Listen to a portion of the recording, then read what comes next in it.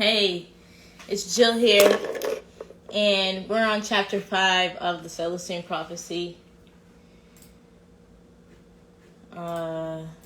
Message of the Mystics. So we're going to be on here talking about some crystals. We should have maybe a yoga pose mentioned.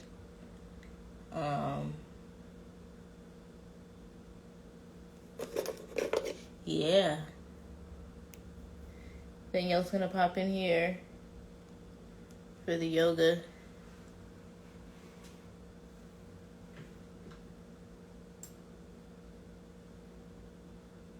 And, yeah, feel free to join. It's every Tuesday at 7:30 p.m. Eastern Standard Time on Instagram Live. We do welcome others. Someone came and read a poem once, which was really great. So we do like to invite.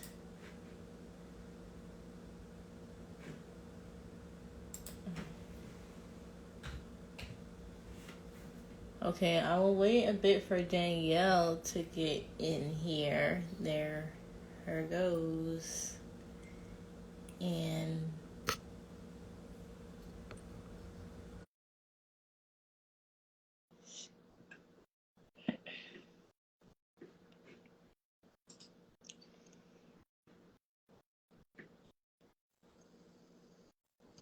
Hello. hey, hey, how's it going? It's going. How you doing?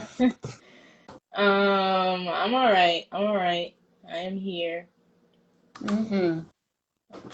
Live here. Okay, so we jump right in. Sure, why not? All right, chapter 5. See, okay, so you not only did you put chapter 4, but in the notes I accidentally changed the chapter 3 heading, the chapter 4 heading to chapter 3. So I was like, oh, maybe she went into the notes, right, and saw that I made the mistake and then read the same chapter again. So I'm like, but I doubt it because, once you read it, you're like, wait, I read this already. Okay, so we are still, well, I guess we're running into chaos here. So, in the end of chapter 4, that is when the last chapter, the narrator had run into Robert Jensen and the gang, and the narrator's energy field ended up being so sucked into Robert's when Will came to save him, he couldn't even be saved for a second. He almost didn't make it out from Robert's energetic grip, which Will had to explain to him once he broke free from it. But when someone's sucking in your feel like that, you don't have your clarity, so you can't make decisions well. It's not easy to make a decision. Okay, so the next chapter, I think they were gearing up to leave, and they're kind of like at an intersection. But as they're about to head out, Jensen and the gang actually pull up to like the intersection. But they have guns. Like the narrator sees Majorie, but then once he sees Jensen's men, they're like holding guns. And then all of a sudden, the guys with the guns on Jensen's side see some soldiers from the government, and shots are fired, unfortunately. So the narrator tries to run with Majorie, but they try to run towards Will in the Jeep, but they see Will pull off, which I think is interesting. But I mean, you got to look out for yourself, right?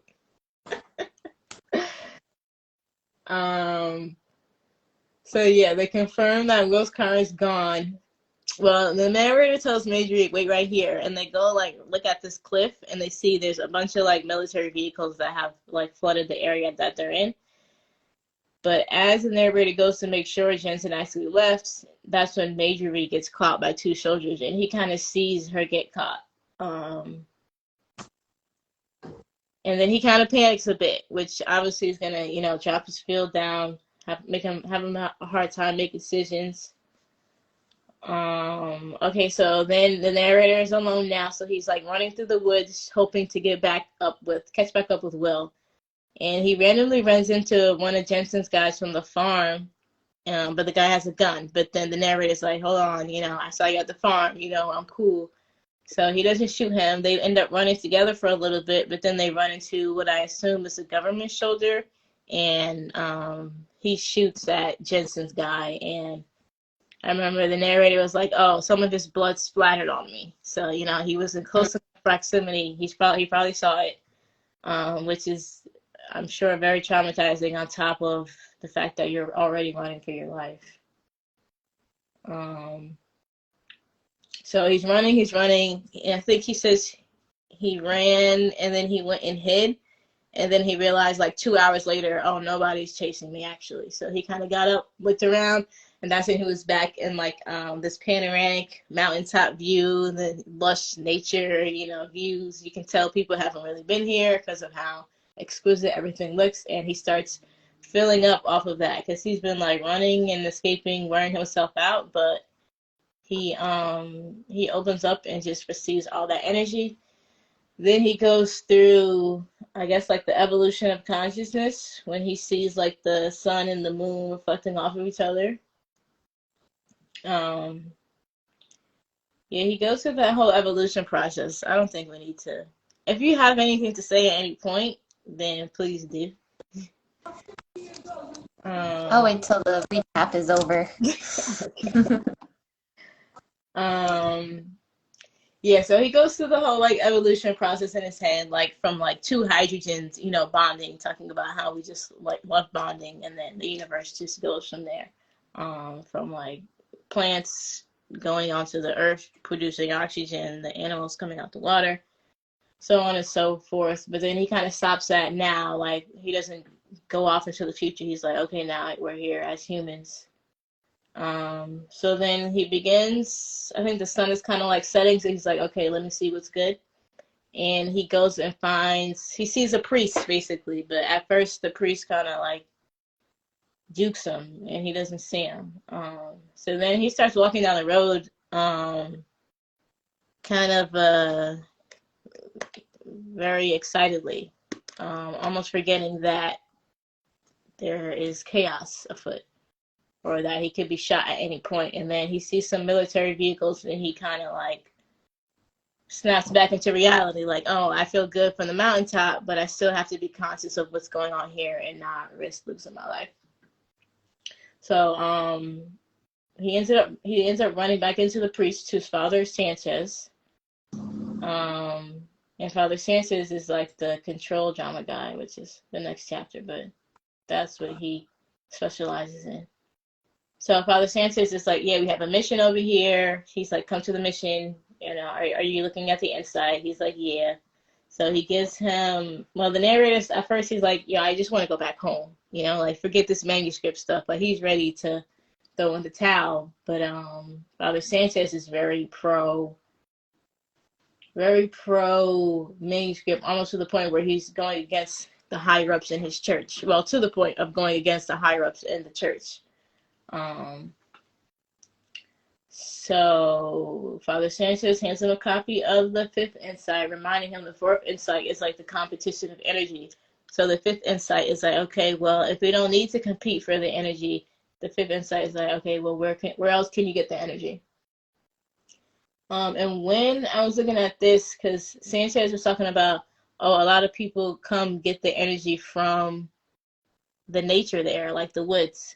And I was wondering if there's just like special spots on the earth that are filled with like almost like an invisible energetic fountain that we go to and fill up on, without maybe being too aware of it. But I wonder that about New York City, because there's so many people on such a small plot of land. And then there's always so much going on in that area, like, I would say a lot of energy. I don't know if it's all good energy. Maybe just a mixture of all different types of energy. I feel you. It's not as mystical, but as energetical, maybe. And definitely, I would say New York City is chapter 4, the struggle for power. Got you. You go there because there is energy, but you might have to compete for it, unfortunately. Okay, so Yeah, and then even thinking about other species, like, cause they'll go in areas where it's like good for, you know, their climate based on, you know, whatever kind of fur or they have, you know, whatever they have, or like whatever kind of food they need to eat, they'll be in that area, you know. But I think because of the way we've colonized the earth, we tend to spread out differently because we know we can, you know, bring resources here and there as opposed Mm-hmm. to looking for the hot spots. Right. That makes sense. Okay, so Father Sanchez is like, you know, read the fifth insight, enjoy the mission. And the narrator notices a young priest named John who is kind of doing this interesting meditation where he's like sitting in one place for a while and getting up and kind of turning, and then sitting back down for a little while, and so on and so forth. Um, So yeah, the Sanchez says, "Oh no, yeah, he's learning in to tap in. He's learning to tap in at will to the alternate source of energy." Um, so in the morning, a cool thing they emphasize is overchewing and conscious of surrounding energy. Overchewing and being conscious of your surrounding energy while you're eating. So like, sometimes I chew too quick, or I don't chew enough. But the more we can slow down and appreciate the food, the more energy you will gain through it. Because you can literally gain, you know, like prana from like prana is the same mystical energy that they're talking about from the sun, from having your feet on the ground, from water, and from eating your food. And the more appreciation and gratitude, like in prayer, you show before consuming these things, the more energy you'll be able to gain from them. And the same with the crystal, right? The more appreciation and gratitude you show and share with your crystal, the more it will return that back to you. Promise. Yeah. Okay. So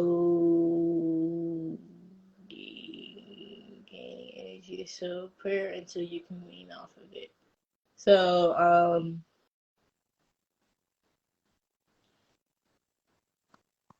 the young priest John, after they eat, starts talking to the narrator about tapping into the energy. So he's basically kind of saying you have to allow love to enter you and be in love with everything. I could think this is similar to when we were talking about like connecting with the trees and like sending things back and forth to the trees. Mm-hmm. Um, Finding enough energy to maintain that state of love directly helps us. So when the narrator first gets in there, he's trying to immediately project back into that level he received when he was on the top of the mountain. But once you know you can get there, you then have to consciously build up back to that level, when you're not obviously in that same environment. And then as the narrator's now connecting with the environment, the John is seeing how the environment field and the narrator field are sharing the energy, almost like when Sarah was arguing with that priest at Vicente, and he saw their energy being sucked in, but instead of like sucking in, it's more like a shared flow of energy than a suck and absorption. So Sanchez was in a meeting to discuss the suppression of the manuscript by the government. They wanted the priests and other people to license copies. So they're trying to tell people, give us the copy, we'll write, you know, your license number and we'll immediately give it back. But the priests are not going to risk giving them the copies. And Sanchez also learns Jensen's men have been violently trying to find and steal the documents for themselves, which is kind of no surprise. And they're saying Jensen's the one who actually did the violence. So Cardinal Sebastian is someone Sanchez mentions being a higher up in the church, but is very against the manuscript because he's afraid we will walk by too much faith, which I think is interesting because that's what I think about sometimes when, you know, especially with the whole Schrodinger thing, where it's like, is the cat dead or alive? Like, is it worth having faith to have the cat alive? says, when connected, your energy field and that of the universe are the same. Your energy field and that of the universe are the same. When you're connected, your energy field and the energy field of the universe you can't tell them apart. They are one. Okay, so I did want to go through on page 77. They kind of have like a little brief rundown of the insights thus far. I thought that would be good to say. Okay. So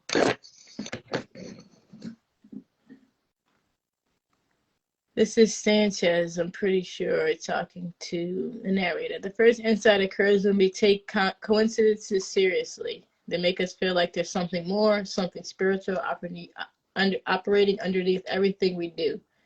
The second insight institutes our awareness as something real. We've been preoccupied with material survival, and we know our openness now represents a kind of waking up to what is really going on. The third insight is a new view of life. It describes the physical universe as one pure energy, an energy that responds to how we think. That's the walking by faith, right? And the fourth exposes the human tendency to steal energy from other humans by controlling them, taking over their minds to deplete their energy. The shortage of energy can be remedied when we connect with the higher source. The universe can provide all we need. That's a great affirmation to say with your crystal right there. The universe can provide all we need. Just remember, have to have the faith of it. Don't say it and not mean it. Okay, and now on the fifth insight, having your mystical experience lets you know that, oh, there is another way to gain that energy. I feel like we kind of went through something like, oh, what makes you happy? But do you have things that you can do where you feel low of energy and you're like, well, if I spend some time doing this, it'll boost my energy back up? Yeah, I think any kind of movement helps. Like even if it's just walking or like breathing and raising your hands, like movement just automatically, I think, wakes you up and brings energy to the body. Like even when you work out and all that, like it releases dopamine, which makes you feel good. So that will definitely help. And then like I think it's important to be in tune because I know people for each different person it might be a different kind of thing. But to be in tune with what makes you feel better for you. Like, I know for me, it's a lot of creative stuff. Like, if I'm making music, if I'm painting, if I'm singing. But maybe for someone else, it's like heavy lifting, or maybe for someone else, it's like tightrope walking, whatever works for you. Yeah, I was thinking about that because even if you tell me everything that works for you, that doesn't mean I can take that same list and it'll work for me. And that doesn't mean I discredit your list and say, this doesn't feel, I just I have to go find what works for me. Exactly. But it's definitely a good place to start. And moving, it might be something so, it's like, it's weird because when you're in these ruts, you don't really think like, oh, if I take a walk, is like, but once you can stop thinking it so much and just get up and do it, it's like, oh, that did make me feel better. Like sometimes that initial push is hard though, because you just be sitting like, but I want to rest. I just want to lay here. right. It's like you gotta get yourself moving to feel better. Right. Facts. But it's all about balance too, because I've definitely been to the point where I was working out like way too much that I just had like I remember specifically this one day that I just like laid in bed like feeling horrible because I overdid it, because it's about balance. So that's a very good point. Very good point. Okay, so with me, I think writing music as well helps. Creating songs is probably the best way to word that. Without like sometimes it's like, oh, I want to write a song for this or a song for that. But when I can just say and be like, oh, I'm just gonna write about how I feel. No, I think that makes you feel good. And then to once it's written, to just go back over it, a couple times, like it just like keeps boosting me up, boosting me up. Yeah, it's Um, very freeing. yeah, it is. Like, yeah, it very much is. And poetry too. Poetry, I would say a slight bit more, just because you're not trying to, catch the beat or match the syllables to whatever. Not that you can't, but yeah, that going outside when you can. Obviously, the trees here are starting to bloom, which is super dope. So if you can get around some of that. And I also wanted to say water. Mm. I actually thought about that while you were talking. I was thinking, like, even getting in the shower, because, like, the water on your skin accompanied with, like, the sound is kind of like a white noise, kind of thing. Facts, and I think that the whole alone part of it too, Oh, definitely. yeah. And then it's like the fact that you're cleaning your physical body, that has to, Yeah. have deeper levels of things happening. But people And this, that say, "Oh yeah, I had great thoughts in the shower," or "I thought of this in the shower," yeah. And, like, even the steam, like, it helps open up, like, your sinuses and open your pores and everything. Facts. Also, it could be a good place to stretch, which might also help you feel better as well. Um, And sing. you said, and what? And sing. Facts, big facts. I've actually had some crazy moments in the shower where I'm just like, I just sing, but like it's more like a chanting or like I really just like how you said with writing, but not just like writing free form poetry. Like I've been like in the shower and just singing like random stuff, just whatever comes out. And that's been like, I've had a few like really healing moments like that. Very nice. So, if y'all know Sadhguru, he's one of my favorite spiritual people. I don't know what they're calling them these days, but he Can has you repeat that name? it's Sadhguru. Sadhguru. Yeah, I love him.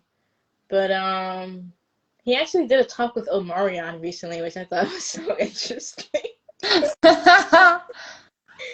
Anyway, he has this technique where you do a little prayer before. This is water. You have your water. You hold it with two hands like this, because there are technically little chakras in your hands, right, where you can send and receive energy. So use your heart, use your mind, and however you need some more love, you just I'm putting some love into this water. Thank you for this water. I have much gratitude and respect for this water. And then you continue holding it and you drink it like that, programming your water. So obviously you can program your crystal as well, put it into the water, and then you can put that by the windowsill. You can do some moon charging. You can do sun charging, because the sun releases prana, and the water will absorb the prana along with the crystal. I think it's like 12 to 24 hours. Otherwise, it's kind of pointless. Um, but yeah, they do have like these water bottles where the crystal is already in it. So once you put your water in, it starts mixing with the energy of the crystal. You leave it for X amount of time, and then you can drink it. But just remember, program it. Program the crystal, program the water. Have your thank yous. Um, yeah. So I have here strawberry quartz. Um, well, first you put sunstone on here, or that was me. Me? Okay, no. No, I didn't put any crystals on there. Okay. But for the chakras, we have the solar plexus and the heart chakra. Did you put the solar plexus? Honestly, I didn't touch that document for a while, so I'm not sure what I put on there. Okay. I mean, when I reread it today, I was thinking the crown chakra. Okay. Would you like to expand? 'Cause, huh? Yeah, no, go ahead. I was thinking the crown chakra because of that moment he had on, like, when he was in the highest peak. he had like so much euphoria, and like to the point where he was like laughing and he was thinking of the smallest atom and just felt Yeah. connected to everything. I was like, that just sounds like his energy is just completely flowing. Like it sounded like the crown chakra to me. So when you say that, I thought of this crystal called anandalite, obviously a crown chakra crystal, but it means divine bliss. It's Mm. cool. Yeah, yeah. Um, a little more on anandalite. Yeah, it awakens your kundalini, so that's when the energy starts at your root chakra and goes all the way up. But yeah, it's about, being connected to the source. The kundalini energy is coming from the source. You're not gonna go competing for that. Wonder, joy, enlightenment, creativity, which can help with having your own source of energy, align your chakras, and divine bliss, like I was saying.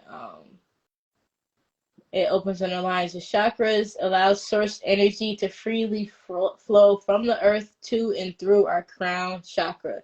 There's also this technique. If you have two anandalites and you're tuned to the frequency of crystals, you can have someone else who hopefully is also tuned to the frequency of crystals start at your root chakra with holding two of them, and just go up to your head and then back down through your front, just to get that energy connected and running through you. So just look it up first, but if the crystal ends in ITE, I would avoid putting it in the water. Just a thought. Just a thought. But look it up specifically. But obviously a quartz will be good in there. Strawberry quartz, it's pink. I picked it for the heart chakra. To get the energy from your heart, your heart being your source. I can definitely say when my heart hurts, I know I'm feeling drained. Mm-hmm. That's for sure. But yeah, if I throw some good music on and it's making me feel good, I feel like, it's pumping from my heart. That makes me happy. Um, Yeah, it's crazy like what things can heal you and like fill you up with love and all that. Like I was singing a couple weeks ago, I think it was.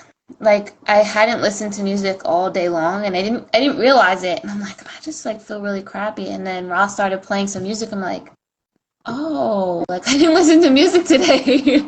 Now I feel better. Like I feel like music therapy, aromatherapy, ooh, that's a good one. so good. Yeah. Like if That you have incense, I'm not a big candle person, but incense, candles, essential oils. essential oils. Yep. Sometimes Wow. I do a couple drops on my yoga mat, and I love that.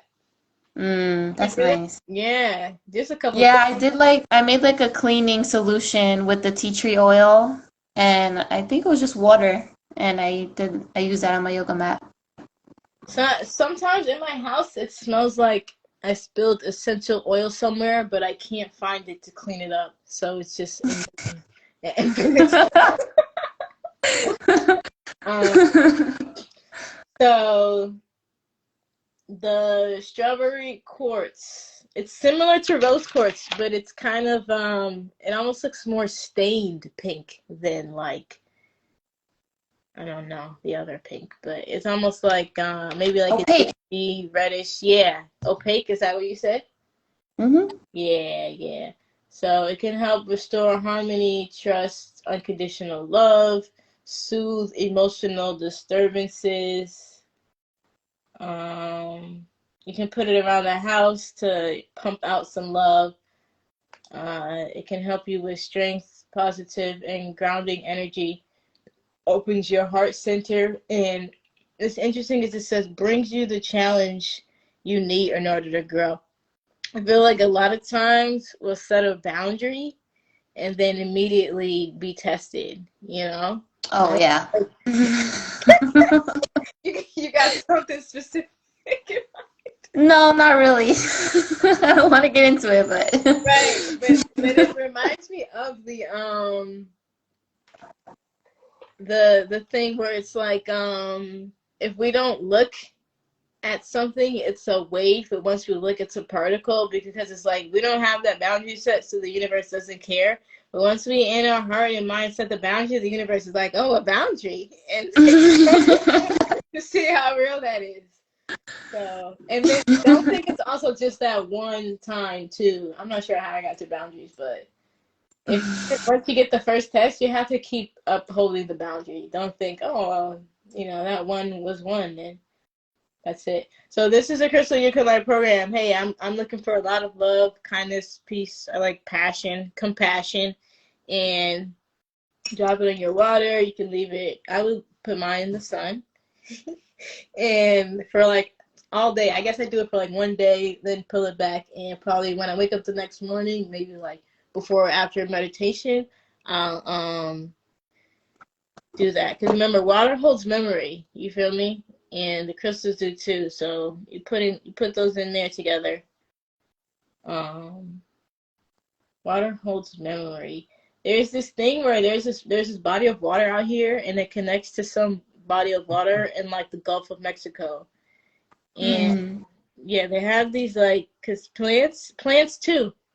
Plants belong in specific parts of the earth. So if the seeds from the plants here fall into the water and it streams down to the Gulf of Mexico, right? Sometimes those plants don't belong in the Gulf of Mexico based on the climate or whatever. So they have these things called invasive plants where they don't really belong in that climate, but somehow they got there. And they're invasive because they take up all the sunlight from the other plants. Like you're pulling in too much resources that the other plants need that essentially belong here, to survive. A lot of times it's like the leaves you see growing on like the barks of trees and stuff, like, or like on the buildings and stuff. Right. Yeah, programming your water. Finding what helps you just do and be you. Do you have any yogas that you might suggest?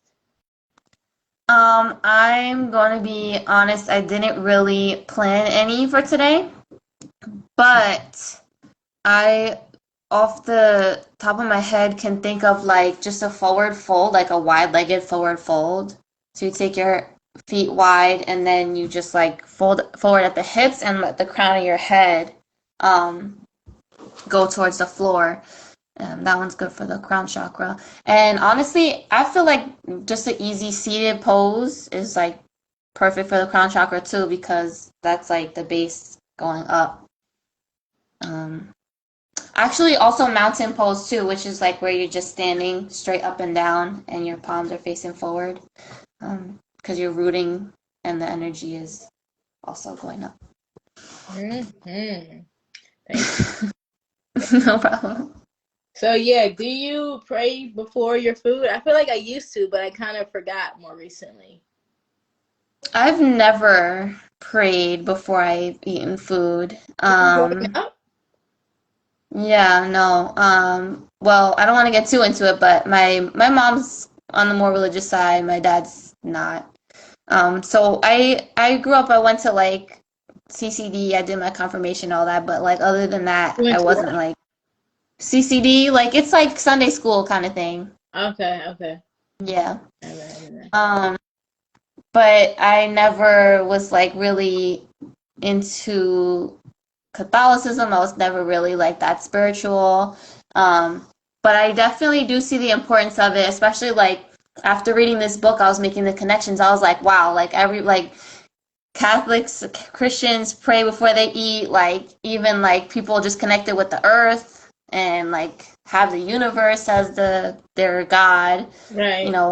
Pray before they eat, they give thanks and all that. So I think it comes from a place that's definitely rooted in spirituality and like oneness with the earth and the universe. So I do see the importance, but I just have not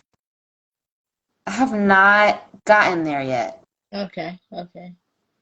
So, And I want to, because like you were saying with like chewing and being intentional, like I just scarf my food down. I'm always in a rush. I'm focused on feeding the baby, like, and then I'm like already thinking of like what I want to have after I'm eating, and I'm still like I've just taken a few bites. I'm thinking right now, I'm like I want to get some Carvel. Maybe I can order some Uber Eats. Like I feel that.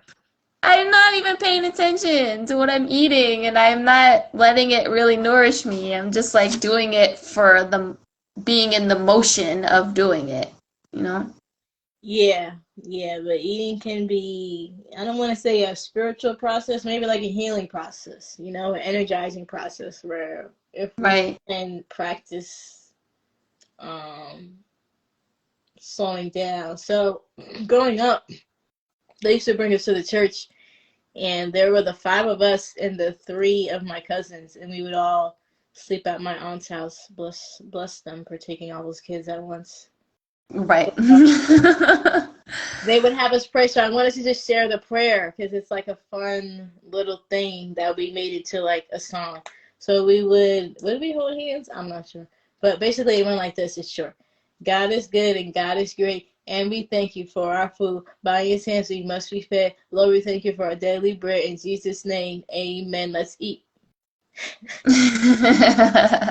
That's awesome. Right. So we would do that, before. So, I made it a fun, exciting, we're about to pray, before we eat thing. But recently I was just do something like bless the food and then just start eating. Right. The food. Or if I cook it, I'll be like, bless the chef. But if I want to be impressed with something, I'd be like, oh, may this food, nourish our body. May we bless the hands that prepared the food, bless the hands that eat the food, you know. But as much time and energy as you feel you can put into it and need to receive back,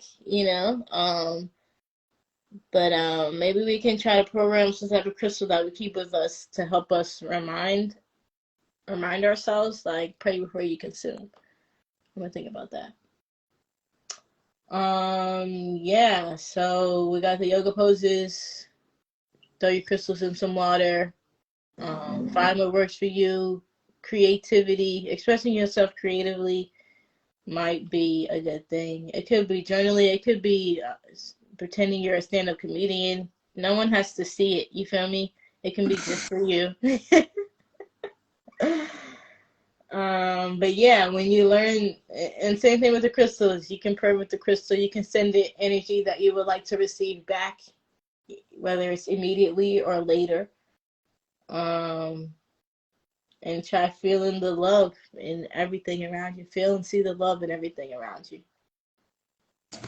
And with that, I want to say this one quote from the chapter. You do not make yourself love. You allow love to enter you. Oh, my heart. Facts though. That's facts though. Yeah. The energy is there. We don't always necessarily have to create it. It's there, so just let it in. You got to be open and aware and conscious of it, and know it's there. Remember, we're patterns. We're empty space with patterns of energy running through us. So find another pattern of energy that can run through you to boost you. You feel me? Yeah. Okay. Thank you. Thank you. I'll see you next week. Love you. Love you. Have a good night. You too.